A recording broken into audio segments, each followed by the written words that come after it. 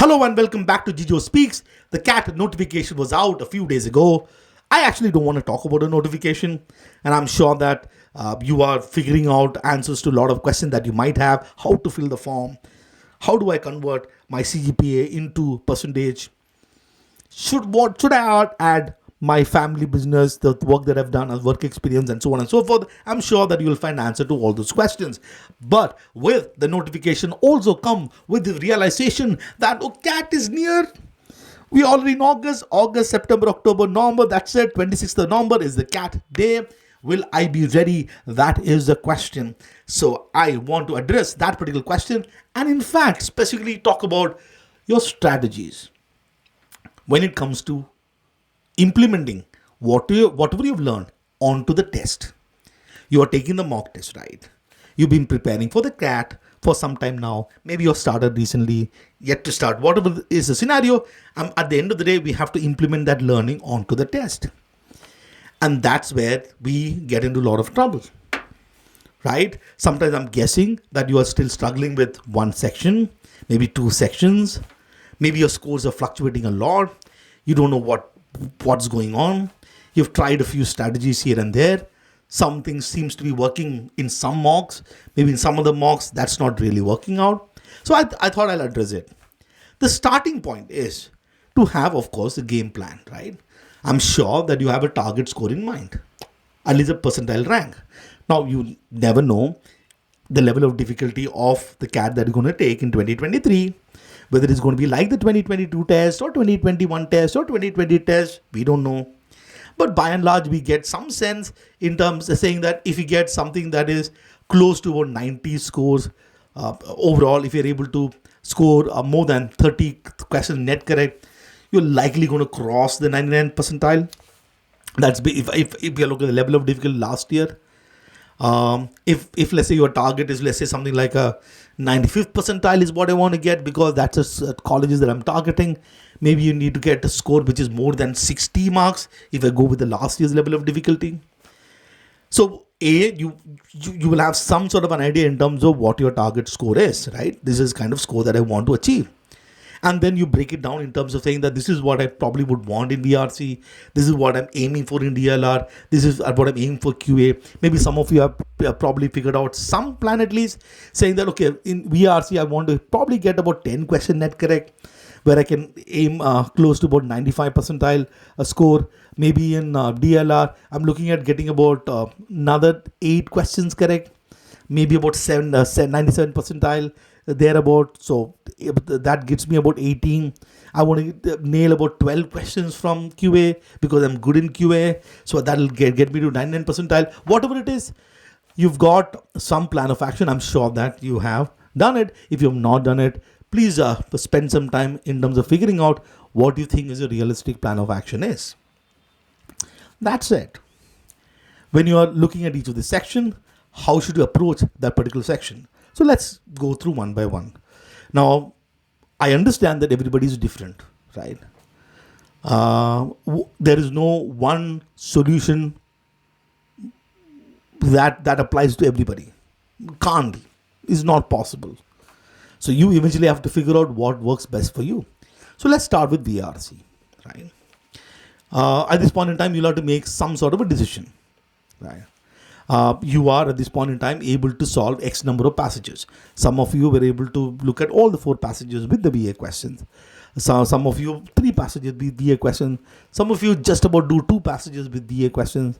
Some of you don't even ignores VA completely and does reading comprehension question. The first thing that I want to say is that irrespective of whatever, those 8 VA questions, verbal ability questions, are crucial, are important.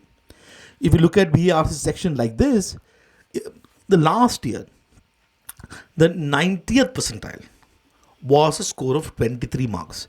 That's scale score, of course. 90th percentile was 23 marks. That's getting 8 question net correct. The verbal ability has 8 questions.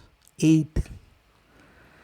The 50th percentile score was 8 marks. Roughly 3 questions net correct.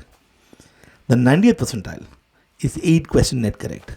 You can achieve all of these just by the VA. Now, you need to have a way in which in the examination you're able to do the VA questions well, right? So whether if you're someone who is only solving 2 passages or 3 passages, my suggestion would be to actually start with VA. But because if you're worried about passages, you don't know how much time the passage eats. Sometimes you spend 10 minutes per passage, sometimes it goes to 11 minutes, sometimes it's 12 minutes. And then if you keep VA towards the end, the VA struggles. Okay, you'll struggle with respect to VA. Those of you who are solving all the questions, this wouldn't matter. Which you are starting with, we are starting with RC or VA. But especially those of you are not able to solve the complete set of questions, my suggestion would be to look at VA first. And solve VA first. And then look at the passages. That will at least ensure that out of the VA, 8 questions, if you're able to get about 5 questions net correct, right? Then if you want to hit, let's say, even the 97th percentile, you need to get what? Net total 11 questions. So you got 5 questions. You need 11 total, which means you need 6 more questions from reading comprehension. So getting your VA game, the verbal ability, which is a paragraph jumble, paragraph summary, and the new type of question probably, which is the paragraph completion question, or you could call it sentence placement questions. You should have a good game plan to do well in verbal ability. That is important. That is important. Your ability to implement well in the verbal ability is going to be important. Next comes reading comprehension. Now, some of you are not solving all the passages, which means you probably will have to make some decision in terms of which passages to leave. I personally think that's a bad idea. So the way in which I look at it is that this is my suggestion, is that don't have any target in the sense that I'll solve 2 passages or I'll solve 3 passages. Don't. You will try and solve as much as you can, right? So don't tell yourself that I'll solve only 2. Then what is going to happen is you're going to fill the time like that. You naturally, for example, let's say you solve the VA question about, let's say 10 minutes. You have 30 minutes with you. In your mind, you tell yourself that I'm only going to solve 2 passages. Then you'll fill the time. You will spend time 15 minutes in one passage. So don't tell that to yourself. Obviously, you can figure out a sequence in terms of how you're going to look at the reading comprehension passages. I think the sensible thing to do is probably look at the topic and figure out which kind of topic is likely comfortable to you. Because if you're able to comprehend the passage, irrespective of whatever the question is, at least you can navigate those questions. I would not recommend looking at the questions and then decide how to solve a passage, because you really, somebody would say that, look, inference question is difficult. Oh, who said what does inference mean? What does inference mean? In whatever is the question, the answers are there in the passage. Whatever be the question. Inference, critical reasoning, main idea, fact based, how does it matter? The answer is there in the passage. So if you're able to comprehend the passage, chance of you doing well of the question is going to be higher, right? And at the end of the day, everything boils down to options. So I would recommend that if at all you're making a decision, you make the decision based on the passage. So if you're someone who's struggling with verbal ability, reading comprehension, get your VA solid, implement good actionables when it comes to VA, which means that in the examination, you should know exactly what you're going to do with paragraph jumble question, exactly how you're going to approach your paragraph completion question, exactly how you're going to approach your paragraph summary question, and do that the same way every single time, right? And then look at the reading comprehension passages. That would be my advice. For those of you who are able to do all the questions, that wouldn't matter. You can start with VRC, RC, and then VA. The only thing I would want to advise is, at the end of the day, you only know the level of difficulty once you solve the paper, right? And if you find some passages or questions are difficult, don't unnecessarily start fighting with the question, because if it's going to be difficult for you, it's going to be difficult for all. So have something that is very sensible with respect to VARC. Now let's go to DILR. Now this is, whatever is the reason, CAT, at least in 2020, last couple of years, CAT basically reduced the number of sets to 4. When it was a 1-hour paper, which is 3-hour paper, 1 hour each section, 60 minutes, there were 8 passages or 8 sets of DILR. When now it became 40 minutes, from 60 to 40. That is 2/3 reduction. 824, 50 percentage. I don't know the logic. I'm guessing. I don't know what CAT is going to do in 2023, whether it's going to be 4 sets or 5 sets. But if it's 4 sets, then you really don't have too much of a choice, right? So one thing that you must do when you look at DILR, don't try and reject sets, right? So obviously you want to spend some time initially, at least 2 minutes per set, trying to figure out what order of attack, which set I want to pick up first, which set I'm going to pick up next, and so on and so forth. So when you're looking at the set, your attitude should not be that I want to reject something. The attitude always should be, if I have to solve this particular set, what should I do? So you're going through these sets, right? And when you go through this set, you read the set normally, right? So in the 2 minutes that you are spending each of the set, initially, you can spend time in each of the set and figure out, okay, these are the 2 things that I think I can do. The point is, the last year, if you look at the 90th percentile, that was 15 marks, 5 questions. That is 1 set. So if you can do 1 set properly, if you get all the 5 questions correct, so chances of you crossing 95 percentile is high. Obviously, this is a scale score. You never know. 5 can go to 6. The moment 5 go to 6, you need 1 more set. That's the problem with DLR, right? It's in chunk. So you do 1 set, you access 5 questions. For the 6th question, to access the 6th question, you have to do 1 more set. You have to.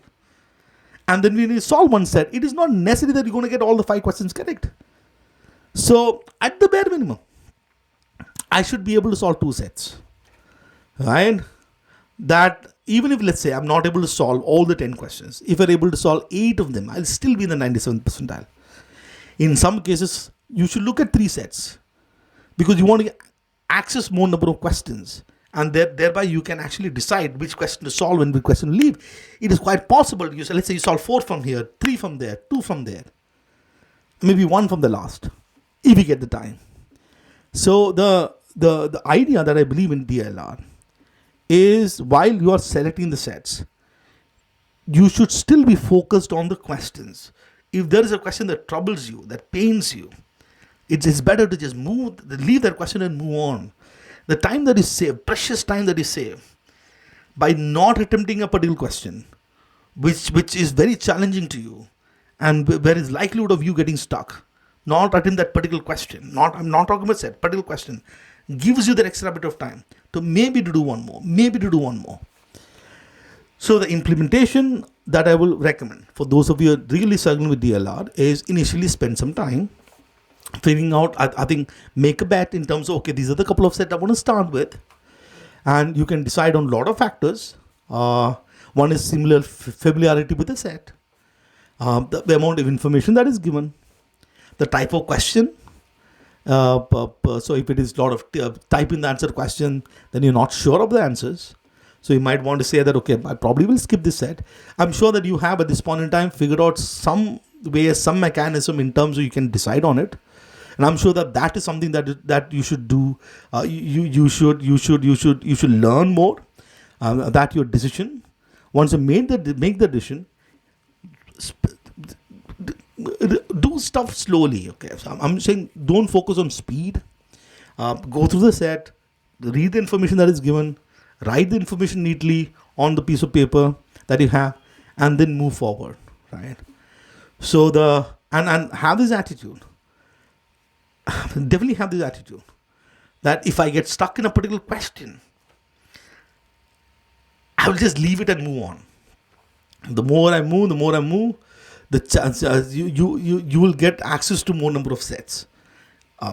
If you get stuck in one set, you're just solving the question in the particular set, you will not get access to more sets. You need to get access to more questions. The only way to get access to more questions is to look at more sets. And then if you have access to more number of questions, then you can choose which question I want to attempt and which question I want to leave. There are obviously some set where you crack the story, you will get all the 5 questions. Usually arrangement sets, right? You crack it. If you don't crack it, all the 5 questions are lost. But then there are other things where the questions are very individual questions. There is some information that is given There are questions that are individual. You can solve one questions and get it right. Maybe leave a couple of questions. These is something that you have to do post analysis. Look at the sets once again, solve the set, and figure out what is the best decision that works for you, right? And that's sort of with respect to the DILR. And we'll go to QA in quantitative ability. If you are someone who is struggling with QA, chances are that you're basically betting your life on arithmetic.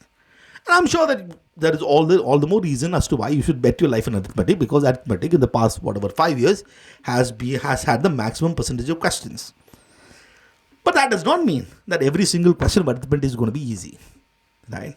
So the way in which you look at QA is that there are sort of 22 questions. At least in last year there were 22 questions.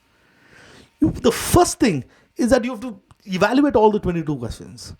Sometimes what happens is that we get stuck in some questions and we don't even see the question. How will I even get some marks if I not even evaluate question? I should give myself opportunity to score. The only way to get opportunity is to evaluate questions. So you do it in rounds. So let's say you've got this 40 minutes with you.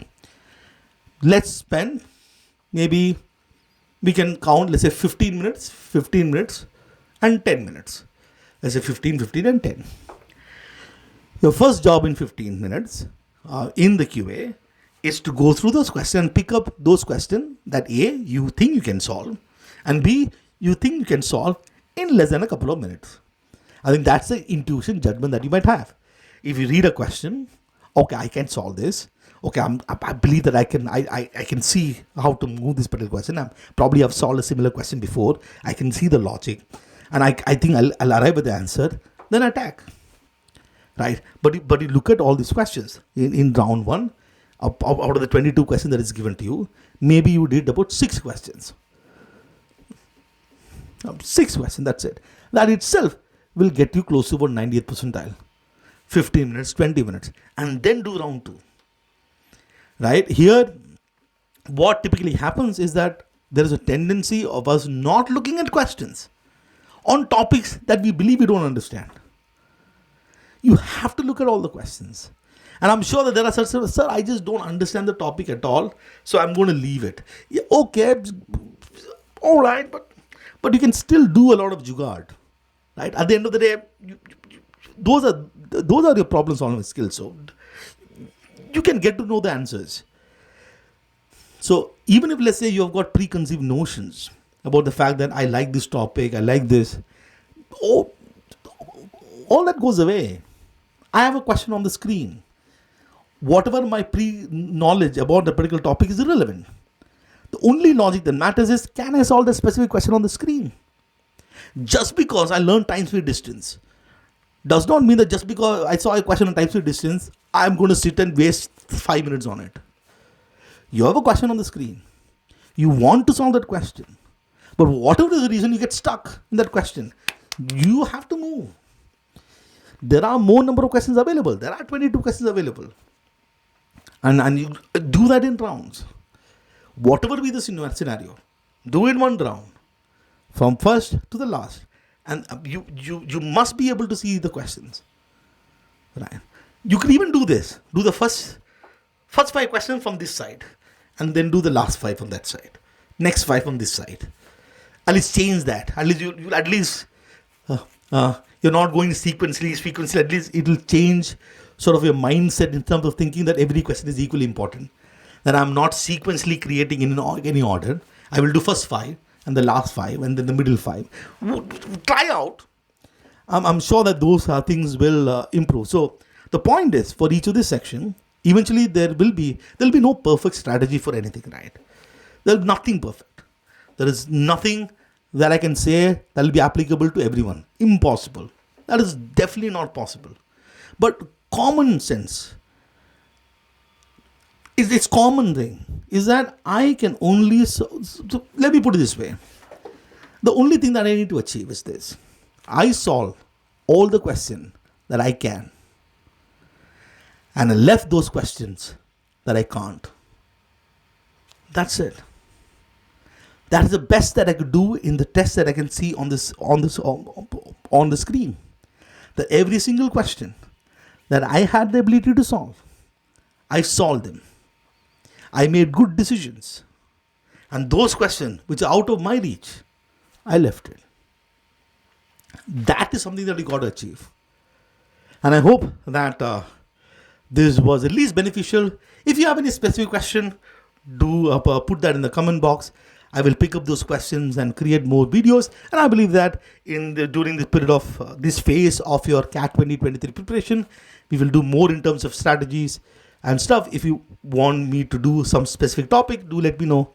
I will take that as well. All right. Bye-bye. See you. Now you go and study.